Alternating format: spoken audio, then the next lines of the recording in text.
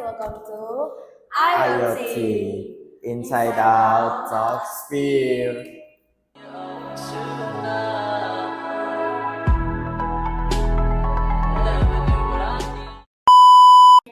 Hai semuanya, kenalin kita dari SMA Kaskal Labaris Surabaya. Kali ini kita mau bahas sesuatu hal nih tentang anak-anak zaman sekarang. Kira-kira apa tuh? Nah, pada penasaran kan? Nah, sebelum kita mulai ke topik nih, ada pepatah yang mengatakan tak kenal maka tak sayang. Maka dari itu, kita harus sayang dulu. Kenalin, aku Selena Navita Uli dari 123. Aku Nadine Junesa Shanturi dari 123. Halo, aku Nathan dari 123. Oh ya, langsung aja kita ke topik yang akan kita tuju ya. Nah, so grab your coffee and let's dive into talking about anxiety. Oke, jadi sebelumnya kalian tahu nggak sih anxiety itu apa? Apa tuh Nadine? Nah, biar aku jelasin. Jadi anxiety sendiri itu sebuah gejala kecemasan berlebih atau takut secara berlebih yang mengganggu aktivitas. Jadi kalau kamu melakukan aktivitas itu rasa berlebih atau takut akan suatu kayak misalnya gagal gitu, ya seperti itu. Oke. Thank you Nathan udah ngejelasin buat aku. Sekarang aku jadi paham tentang anxiety. Tapi ngomong-ngomong nih, anxiety itu kan soal mental ya. Kita butuh yang namanya ahli dalam bidang mental gak sih? Bener banget tuh. Nah, di sini aku udah nyiapin satu narasumber untuk kita tanya-tanyain nih. Langsung aja kita sambut Kak Fani. Nah, jadi Kak Fani bisa perkenalkan diri ke penonton. Ya, halo, nama saya Stephanie Sharon, saya sarjana psikologi, di mana saya diundang dengan anak-anaknya, teman-teman ya, bukan anak-anak lagi, karena mereka udah SMA, yang sebentar lagi juga akan kuliah ya, kuliah kan semuanya kan, ya. Itu aja, mungkin hari ini kita sharing-sharing ya, judulnya sharing-sharing tentang apa itu anxiety dan check it out. Jadi sebelum kita masuk ke lebih dalam tentang anxiety tersendiri, aku mau tanya-tanya sama Kak Fani dulu. Jadi kan Kak Fani ini sebagai lulusan psikologi. Nah, Kak Fani itu ada kegiatan atau organisasi yang pernah terlibat dalam organisasi atau kegiatan-kegiatan gitu nggak Kak? Pernah. Jadi kebanyakan waktu kuliah ya, sekolah, terutama sih kuliah. Kuliah dulu ikut organisasi, kita tuh organisasinya namanya UKM, Unit Kegiatan Mahasiswa. Nggak tahu kalau sekarang mungkin namanya diganti ya. Aku kuliah dulu tahun 2014. Nah, itu dibagi menjadi 6 UKM dan aku ikut UKM 6, di mana di situ ada Mapala, terus kesehatan dan Paskibra, dan aku juga ikut organisasi ini paduan suara juga.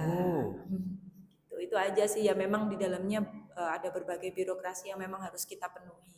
Oke, jadi kakak udah banyak ikut organisasi waktu kuliah ya kak. Kalau aku boleh tahu nih, kakak ngikutin organisasi itu berapa lama waktu kuliah gitu? Selama kuliah sih, kuliah tuh kan kurang lebih 4 tahun ya, 4 tahun sih.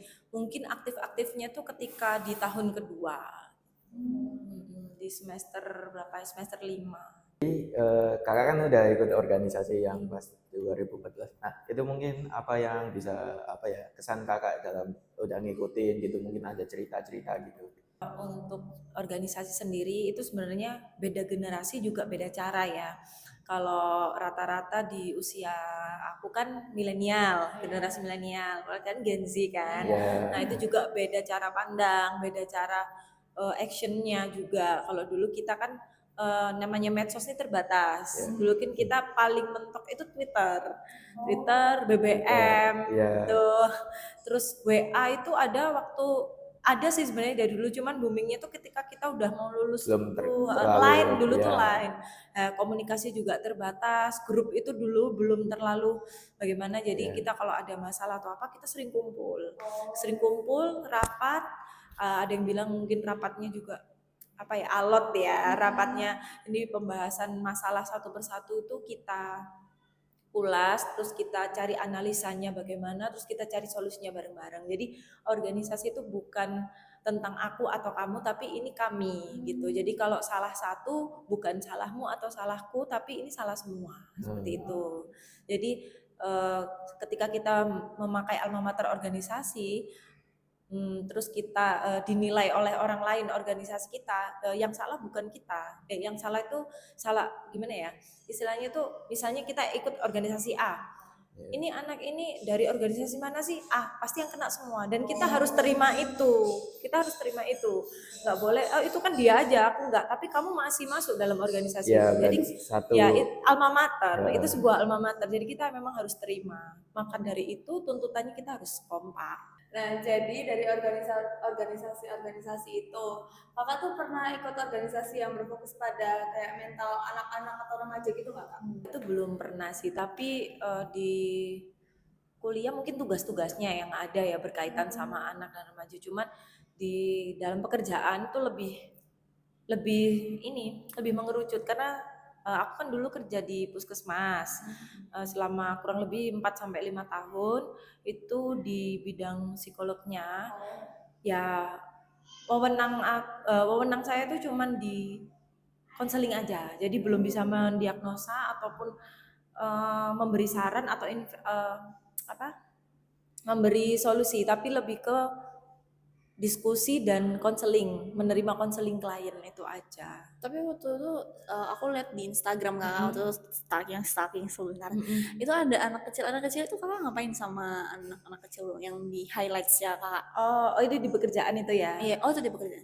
Itu bekerja yang work life nggak sih? Iya, ya. Ya itu itu kita ada yang namanya screening remaja, screening casual, screening kesehatan jiwa yang dimana kita pakai alat tes yang namanya SRQ, self report question, yang dimana itu ada sekitar 29 pertanyaan, itu pertanyaan dasar dari Kemenkes yang dimana itu mendeteksi dini gangguan jiwa pada remaja. Itu usianya sekitar 18 tahun ke atas. Oh, sudah 18. Untuk 18 tahun ke atas. Jadi beda usia, beda form screening. Kebetulan waktu itu ada program yang namanya screening Keswa. Aku ditugaskan untuk ke sekolah-sekolah untuk melakukan screening kepada remaja, dan memang sih hasilnya memang banyak banget remaja yang mengalami anxiety, self harassment, bullying terutama, dan pokoknya banyak lah dari hasil itu tadi. Oke. Jadi untuk menurut kakak sendiri, kan tadi aku udah jelasin menurut kita. Nah, menurut kakak sendiri anxiety itu apa sih? Kalau menurut saya sendiri sih anxiety itu respon kita terhadap suatu hal. Ada yang berlebihan, ada yang juga anxiety yang pada umumnya. Jadi kalau di ilmu psikologi itu kita ada yang namanya teori. Berbagai teori ilmuwan zaman dulu itu kita pakai sebagai acuan. Ya sebagai contoh aku menggunakan teorinya Sigmund Freud. Nanti kalau kalian ambil jurusan psikologi pasti tahu ya. Freud itu anxiety menurut Freud itu respon terhadap suatu hal atau enggak respon yang tidak menyenangkan bagi kita, dan itu yang biasanya kita alami ketika kita menghadapi sesuatu gitu. Responnya tidak menyenangkan, lebih tepatnya itu.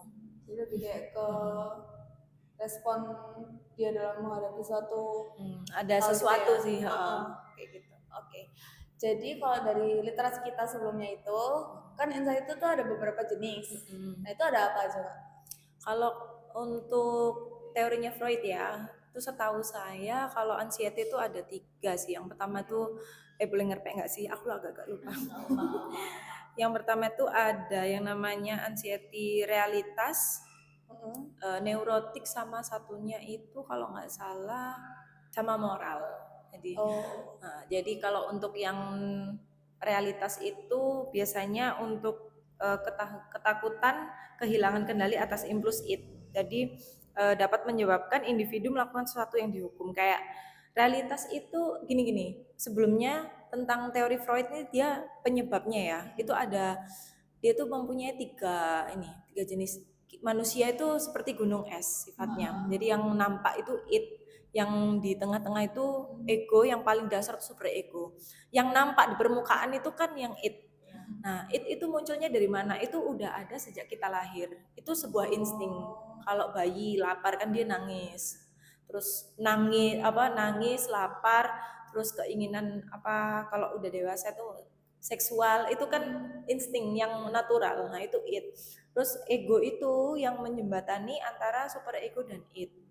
Jadi ego itu yang ada di dalam pikiran kita. Untuk super ego itu yang ada di luar. Misal aturan-aturan atau moral seperti yang Freud katakan itu. Jadi kita pernah nggak sih di sekolah kayak misalkan jam jam apa namanya jam pelajaran kita harus ke kantin, lapar. Nah, kita mengatakan kita lapar. Tapi super ego mengatakan bahwa ini kan aturan sekolah, masih belum jam istirahat. Bolehkah kita pergi ke kantin? Kalau kita pergi ke kantin, apa yang terjadi? Dihukum kan. Nah, itu yang kalau misalkan kamu stay di kelas dan ya udahlah nanti aja tunggu jam istirahat, tahan dulu lapar, itu egonya menang. Jadi egonya berhasil menjembatani. Tapi kalau misalkan egonya nggak berhasil menjembatani, kita tetap keluar, it-nya lebih ini ya, itu yang bisa dikatakan sudah mulai gangguan juga. Munculnya anxiety juga dari situ. Karena ketidakseimbangan it ego dan super ego. Kalau anxiety yang kayak dari trauma gitu, Bisa juga. Sebenarnya anxiety itu kalau dilihat dari buku PPDGC ya, diagnosis gangguan jiwa itu banyak. Anxiety itu sangat-sangat banyak. Cuman yang common, yang umum itu gangguan kecemasan biasa sama kecemasan. Kalau kecemasan yang pada umumnya, kalian misalkan ujian kan pasti deg-degan. Pembagian nilai, pengumuman kelulusan itu kan deg-degan. Itu kecemasan yang biasa, yang bukan biasa sih, maksudnya yang natural. Tapi kalau gangguan kecemasan atau anxiety disorder itu dia mempunyai respon yang berlebihan, yang tidak seperti orang pada umumnya. tanpa Seperti alasan itu. itu juga bisa. Ada alasan sih, biasanya kalau anxiety itu biasanya dengan beda lagi. Kalau yang tanpa alasan tuh bisa yang panic attack itu juga itu tanpa alasan, tiba-tiba. Jadi bedanya anxiety sama panic attack itu juga, panic attack itu lebih kayak Ada penyebabnya. ada Kalau penyebab. panic attack kadang nggak ada penyebabnya. Gitu. Serangan panik gitu. Nah, untuk yang gangguan kecemasan tadi itu bisa juga karena trauma atau PTSD. Oh iya, Pernah tahu ya? PTSD itu apa ya? PTSD itu ini post traumatic PTSD post traumatic S-nya tuh apa ya? D-nya disorder, pokoknya S-nya tuh saya lupa. Pokoknya kejadian setelah traumatis lah, kejadian yang Udah Ya. Jadi dia kayak trauma terus akhirnya dia oh, S-nya tuh stres, aku ingat. terus bisa masuk anxiety dulu. Itu stres, iya, stres itu pasti semua orang pernah stres kan, nggak mungkin nggak pernah. Kayaknya kita juga kayak Iya betul, ini saya coba cek. Iya. Jadi kalau bahasa Indonesianya gangguan stres pasca trauma. Stres kan ada banyak juga, yang mulai dari biasa sampai yang parah. Semua sebenarnya ada tingkatannya dan banyak macamnya. Cuman yang saya share di sini yang common aja, yang biasa teman-teman alami juga. benar. Nah, terus kalau kayak trauma gitu, itu tuh atau enggak pemicu anxiety itu bisa jadi karena orang terdekat itu atau kayak lingkungan itu juga bisa nggak, Kak? Dari mana aja bisa. Nggak harus dari lingkungan, dari diri sendiri juga bisa. Itu kan sebuah pikiran kita yang pernah nggak sih kita tuh mikir gini, misalkan nih korban sexual abuse ya, dia akhirnya melihat seorang laki-laki tuh kayak akan melakukan hal itu ke dia. Nah, itu kan pikirannya. Itu yang menyebabkan dia akhirnya anxiety, PTSD-nya tuh kambuh. Iya, biasanya kayak orang-orang kan anggapnya kalau orang terdekat tuh sebagai support system gitu. Tapi ternyata itu juga bisa jadi salah satu. Dari mana aja bisa. Terus ya Kak, kenapa anxiety itu bisa dibilang tuh kayak mengganggu fokus anak untuk tujuan yang mereka ingin capai gitu loh. Kenapa bisa anxiety itu dapat mengganggu hal tersebut? Itu yang saya bilang tadi ada dua kan, anxiety sama anxiety disorder. Nah, itu udah masuk ketika sudah terganggu aktivitasnya, lalu kehilangan minat dalam beraktivitas, itu udah masuk ke anxiety disorder yang benar-benar gangguan kecemasan yang parah ya, menyeluruh. Itu jika tidak cepat ditangani bisa masuknya ke depresi gitu. Kalau gitu nih ya Kak, Kakak kan udah ngejelasin nih ya dari jenis, terus penyebab, akibat, semua udah dijelasin. Terus aku lihat tuh emang ternyata serem nih ya dampaknya ya. Banget. Terus gini, kan banyak nih anak-anak remaja zaman sekarang nih mengalami anxiety. Itu tuh sebenarnya anxiety tuh bisa sembuh gak sih? Kalau bisa sembuh tuh ada tipsnya nggak? Kalau untuk sembuh sebenarnya semua penyakit tuh menurut kalian bisa sembuh nggak? Bisa, asal ada obat. Nah, kalau bicara soal mental ya kembali lagi namanya manusia kan dari lahir hingga dewasa hingga lansia itu kan mempunyai proses mental yang beda-beda. Kalau dibilang bisa sembuh harusnya pasti bisa. Tergantung dukungan, support dari dalam diri, lingkungan yang terdekat, misal keluarga dan lingkungan teman atau sahabat itu juga berpengaruh untuk kesembuhan mental seseorang yang mengalami anxiety disorder. Jadi tidak cukup diri sendiri.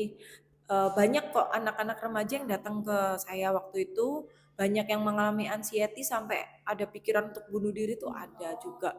Jadi yang pertama dirimu sendiri dulu mau sembuh atau tidak. Dan diri sendiri harus bisa berkomitmen juga, harus bisa berdamai dengan apa yang sudah terjadi. Itu dulu. Ketika itu sudah bisa kita lakukan secara bertahap dan didukung dengan keluarga juga. Jadi tidak cukup diri kita sendiri yang datang ke psikolog atau psikiater, tapi juga kita perlu cerita. Itu yang perlu sih. Kalau untuk remaja biasanya minimal saya tanya sudah cerita ke siapa aja pasti gitu. Itu penting. Jadi penting nggak penting berceritalah ke orang yang kamu anggap percaya. Benar sih. Kan ya aku juga sempat baca gitu di website namanya Jurnal Universitas 11 Maret. Di situ aku lihat banyak banget katanya yang remaja-remaja tuh mengalami cyberbullying nih. Nah, itu tuh di dalamnya tuh ada cyberbullying yang tentang pelecehan, terus perundungan, sama hoax gitu lah kayak. Jadi tuh dia tuh difitnah gitu di sosial media gitu loh. Nah, itu tuh tanggapan Kakak tentang itu tuh apa, dan apakah hal itu tersebut bisa jatuh ke mental kita juga? Jadi gini, yang pertama kita tarik mundur dulu penyebab seseorang melakukan bullying itu apa? Dalam media sosial misalnya, entah itu postingannya, pernah nggak sih kita tuh update atau posting sesuatu yang menyebabkan kita akhirnya dibully? Iya, berarti berangkat dari diri kita sendiri dulu. Terkadang gini, orang selalu berpikir ketika melihat seseorang dibully, yang dibully itu adalah korban. Tapi kita tidak pernah melihat sudut pandang bahwa dia dibully karena apa. Siapa tahu memang yang dibully ini juga melakukan kesalahan seperti itu. Jadi ada teori psikologi sosial juga yang mengatakan, saya lupa itu teorinya siapa. Intinya ketika kita berada di lingkungan A, di situ kita misalkan dibully, di B juga dibully, pindah lagi C dibully, berarti faktor X-nya ada di kita. Tapi kalau di A dibully, di B tidak, di C tidak, berarti memang faktor X ada di lingkungan. Jadi itu memang sudah ada eksperimennya. Jadi penyebabnya ya dari kita tanya diri kita sendiri dulu, kenapa ya? Kita harus menyadari dulu, jangan semata-mata aku dibully. Terus untuk yang para bullying juga ya pasti untuk semua kita tidak membenarkan ya perilaku bullying itu seperti apa, kita tidak pernah membenarkan. Jadi bisa juga faktor dari keluarga si pembuli itu. Misalkan di rumah dia tidak kurangnya perhatian atau seperti apa. Kadang pernah nggak kalian punya teman atau saudara ketika di perilakunya di rumah sama di sekolah berbeda? Ada. Ya. Itu juga salah satu faktor keluarga juga. Berpengaruh juga ya, sangat-sangat pengaruh. Pola asuh orang tua itu yang pertama. Itu pola asuh orang tua sangat menentukan perilaku anak tersebut di masa mendatang. Iya, berarti kan gitu kan anggapnya kayak apa ya, bisa bikin orang introvert gitu kan ya. Kalau introvert extrovert kan memang sudah bawaan ya dari dulu ya. Cuman pembentukan karakter anak ini kan ditentukan sama pola asuh. Saya nggak bilang orang tua karena nggak semua anak diasuh oleh orang tuanya. Jadi di sini bisa dikatakan pengasuh. Jadi bagaimana dia dididik, bagaimana dia habitnya di rumah, di lingkungannya itu mempengaruhi dimanapun dia berada.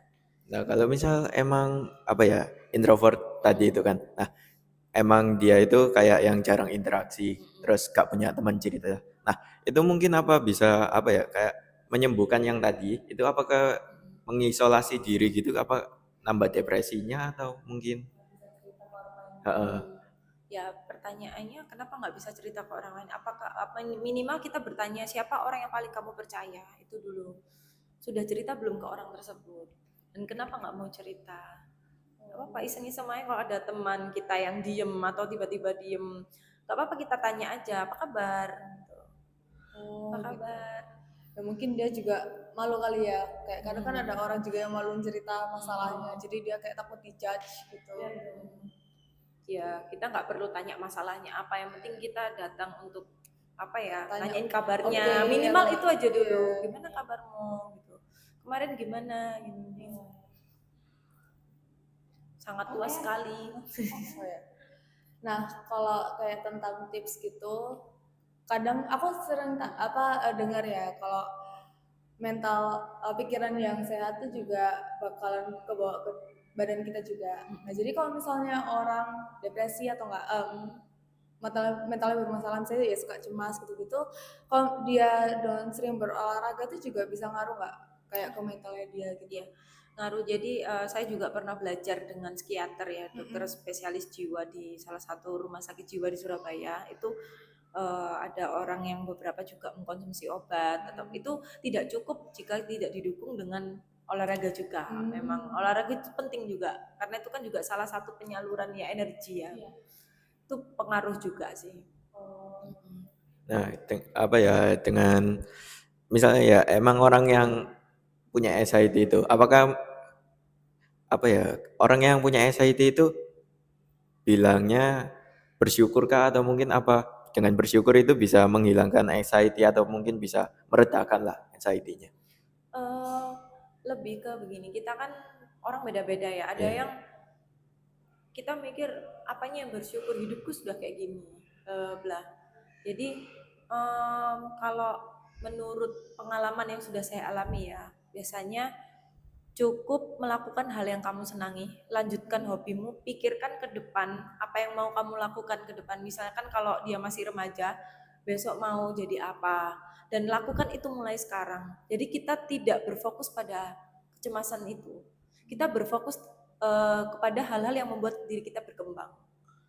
Misalnya bisa main musik, ya udah kita main musik mungkin. Terus bisa apa, olahraga, apa basket, kita main basket seperti itu. Jadi besok aku harus melakukan apa ya, kita tulis plan-plan di diri kita Di besok mau rundown ya, gitu. dan kita tidak berfokus pada kecemasan itu, besok mau ngapain. Dan uh, ketika kita melakukan hal di hari ini, pengaruhnya untuk besok itu apa. Dengan pertanyaannya saya, misalkan saya biasanya gini, saya balik lagi dengan kamu yang seperti ini.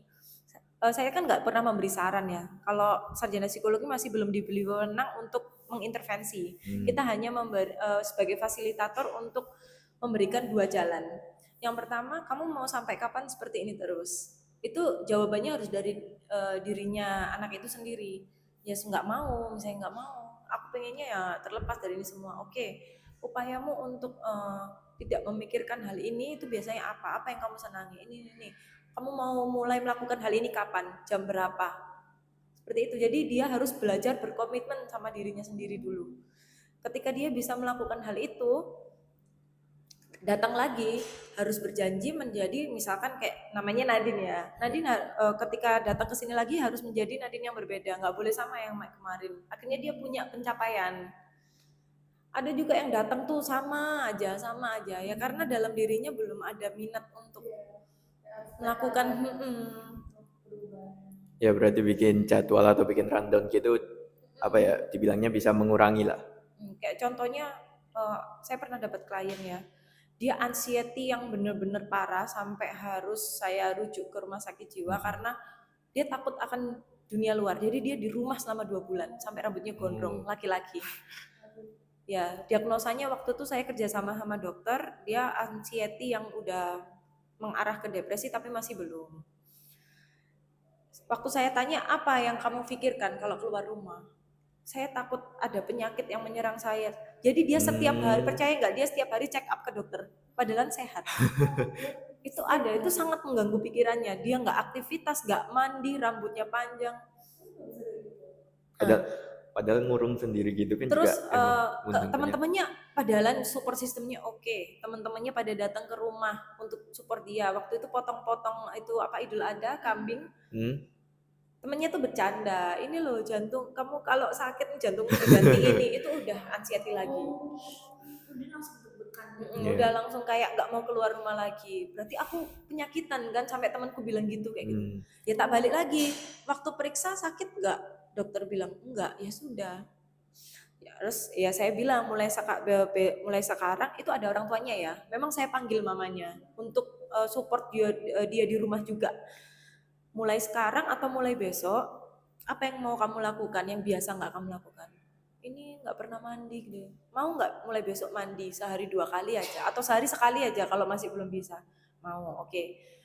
Di hari berikutnya dia datang rambutnya masih gondrongan, tapi dia udah mau mandi. Terus oke, sekarang tugasnya catat aktivitas seminggu ke depan kamu mau ngapain aja. Senin mau ngapain, Selasa mau ngapain, Rabu mau ngapain. Dia catat itu. Ada satu catatannya dia mau potong rambut ceritanya. Oke, berarti seminggu lagi ketemu saya kamu harus berbeda ya. Saya nggak nyuruh potong rambut ya, harus sesuai sama ini ya. Terus dia datang lagi udah potong rambut dan mukanya udah agak ceria. Ya. Gitu. Dia sekolah keluar Kerja, dia kerja. Oh, udah kerja. Dia kerja sampai dia berhenti bekerja hanya karena itu pikiran yang sangat mengganggu itu. Makanya itu catatan-catatan itu fungsinya untuk bukan mengalihkan ya, tapi untuk mengalihkan fokusnya dia. Yang awalnya fokusnya kepada anxiety-nya, dia fokusnya kepada hal-hal yang membuat dirinya berkembang. Kalau nggak salah sekarang dia sudah buka usaha ini laundry sepatu, sudah berani keluar. Iya. Kira-kira udah jam berapa ini? Pinjam ya? Wah, ternyata udah jam segini kita udah harus ending, kita udah di penutup podcast guys. Sedih banget gak sih? Kayak gak berasa gitu loh, padahal baru ngomong sebentar kita udah di penghujung podcast, sedih banget. Nah, jadi untuk sebagai endingnya kita berdua mau Kak Fani untuk nyampein kata-kata untuk teman-teman sekalian, kayak kata-kata motivasi supaya mereka tuh semangat dan fokus untuk mengejar mimpi mereka gitu. Oke, kata-kata untuk semuanya ya, termasuk untuk diri saya juga. Jadi berfokuslah pada hal-hal yang membuat diri kalian tuh berkembang. Dan lakukan apa yang kalian senangi, hilangkan pikiran-pikiran negatif, sering-sering aspirasi diri di depan kaca, katakan bahwa kamu hebat, kamu bisa, kamu pintar. Atau kalau laki-laki kamu cakep ya, kamu ganteng, kalau perempuan bilang kamu cantik. Oke, terima kasih ya Kak. Sebenarnya kita mau terima kasih juga karena Kak Fani udah nyempetin waktu, tempat, terus juga udah mengedukasi kita semua para remaja. Kita jadi tahu banyak tentang anxiety, tentang mental health. Itu juga penting banget ternyata ya untuk kita. Makasih sekali lagi Kak Fani. Sama-sama. Senang banget kok kedatangan. Terima kasih juga untuk teman-teman yang menonton podcast kami kali ini. Sayang banget kita harus selesai di jam ini. Oke, bagi kalian semua di sana dengan tadi kata-kata motivasi dari Kak Fani, jangan lupa untuk tetap semangat, fokus, dan produktif ya untuk mencapai cita-cita kalian. Move ahead, don't let anxiety hold you back.